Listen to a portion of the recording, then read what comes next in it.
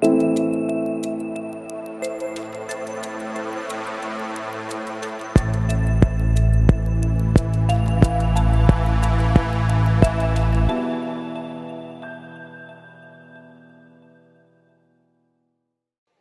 back to Broker's Playbook at the Buzz. This is Simeon Papailias, and I'm being joined by the chief economist and founder of Cannect.ca, Mr. Marcus Tzaferis. Marcus, welcome to Broker's Playbook, and thank you for taking the time. I know you delivered a huge piece this morning in front of the entire delegation. Tell me a little bit about your thesis of what you delivered today and how our entire membership in the real estate audience coast to coast can benefit from your insight. What did you deliver today? Our talk was primarily about the big inflation number that we saw yesterday, the reading that StatsCan provided at 4%, the composition of that 4% print in inflation, and the effects of it on not only monetary policy, but bond yields and therefore mortgage rates and therefore real estate pricing on a go-forward basis. So I'll just take it a couple of steps. Myself included, thought they're going to see a different number come out for August. We were sitting in the low threes, 3.3, I believe, coming out of July. And based on just the conversation I was having with my clients, I'm not an economist. That's your job.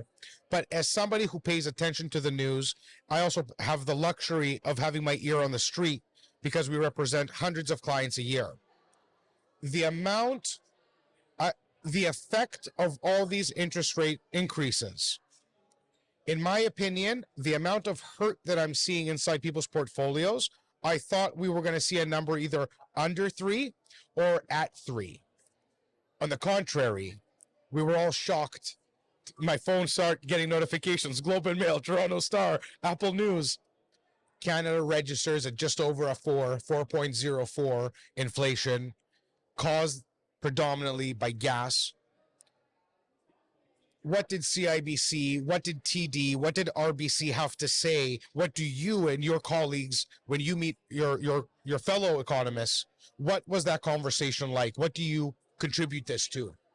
So I think it's important, like with any reading that comes out, to dive into the numbers and how the number is coming to us. We were expecting a higher than anticipated inflation number from StatsCan because of the price of oil.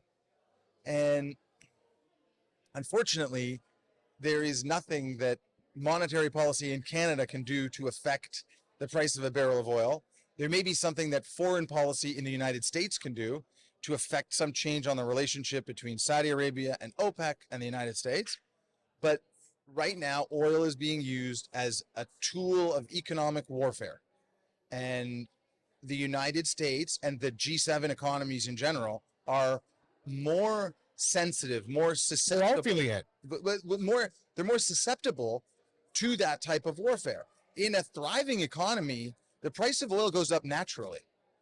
When an economy is decelerating, typically you should see the price of oil come off. Because production is going to be in line with demand, which is lower. Right. Well, okay. It's got to reset. So if you're coming into a period of contraction, you have to reset that production of oil. And if you think of OPEC, it's just a group of nations, and each of those nations have their own objectives, right? And it's very difficult to say, okay, you know, you were pumping this much, I need you to cut back to this much because we need to affect change on the price of oil for us as a union. Marcus, you understanding at a much deeper level of the economy than I do, in the average consumer for sure. My question to you is, I want some advice to my brothers and sisters in the business. We're at the kitchen table. We're presenting options to our clients to give them guidance on buying or selling real estate. They're going to immediately deflect to it and go to the interest rate environment.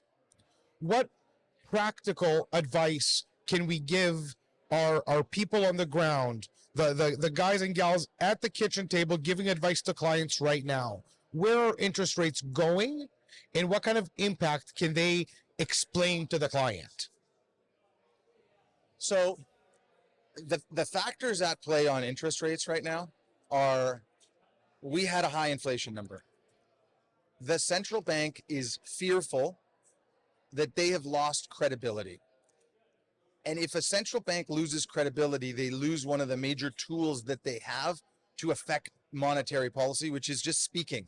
Remember, like back in the day, we used to hear Alan Greenspan popularized Fed speak. It was like a garbled, mumbled way of speaking that the market would later interpret, and it would have real impact on what was happening in the stock market and the general economy. It would affect bond yields. That was because he was so trusted in what he was saying and telegraphing to the market. Well, what happens when a central bank comes out and says interest rates are going to stay low for a very long period of time, and the opposite happens? They lose that credibility. And that's exactly what happened in Canada when our Bank of Canada's spokesperson, Tiff Macklem, stands up, tells the entire country that, you know, everybody keep moving, interest rates are going to remain low. People made decisions based on that advice. Right. And then it turned out not to be that way. Right. That breach of trust that the consumer feels for the Bank of Canada in their advice, how is that correlated to what can happen on October 25th, which is the next announcement? So typically, and we've seen it already in other G7 countries, there is a higher likelihood to overly course correct when you've lost that level of credibility. So for fear that inflation will run, we may overact. And so I would say that there is still a risk there, based on the economic fundamentals and what the Bank of Canada should be watching: consumer confidence, consumer spending, weakening employment markets. There shouldn't be a 25 basis point increase on the rate. There should not be. Unfortunately, we're dealing with a Bank of Canada, we're dealing with a Federal Reserve that still has to address this crisis of confidence and may overact and implement a 25 basis point hike. I don't think we'll see any more. I think that to give any comfort, a 25 basis point overreaction now will probably lead to a more rapid pivot afterwards because of the impact it will have. Is that what they want to see happen? Listen, a central banker never wants dramatic swings. The volatility is not like, if a market is volatile the way it is right now, it means the central bank's not doing its job, right? Over quantitative easing. Now we're pulling back that quantitative easing simultaneously with a rapid rise in rates, right? Like, this is a result of a careless monetary policy and a careless policy on the part of the federal governments, the G7 nations, to overstimulate an economy. It's a poor reaction. It's a massive increase in debt. As they say, hindsight is always 2020. They should have pulled back way before they actually did. Marcus, give me one last piece of advice, or maybe some foresight. When do you believe we're going to see rates starting to meaningfully coming down, meaning to see something under 5? So you think we're going to see that anytime soon? So you mentioned what are the big banks saying? And the big banks, not necessarily their economists, but their CEOs, David Mackay, Victor Doddridge, are very clearly, and this may be more indicating what the market needs and less prognostication of what's going to happen, because there is quite a bit of power and lobbying power within those banks, obviously, as we know. Of course. They're telling us that in the middle of 2024, we're going to start seeing rates come off. And there's no better indicator than what the largest stakeholders in Canada's financial system have to say about this, to give us some guidance on where we should be going now. Well, I truly hope that you are right. As somebody who is an advocate for the real estate industry itself, I personally do believe that over the next year, we are going to see some stability come back to the marketplace, along with confidence that stability brings. It's the unknown factor that fosters and nurtures volatility and negativity.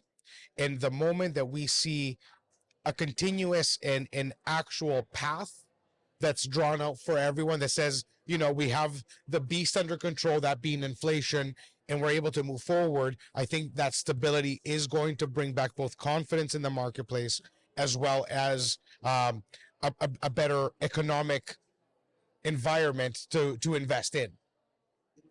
Marcus, I want to thank you for joining me on Broker's Playbook, my man. Yeah, thank you. I appreciate it. I will be contacting your office to get you in maybe a little bit more regularly for your insight. Great. I hope to see you around. Thank you. Thank you very much.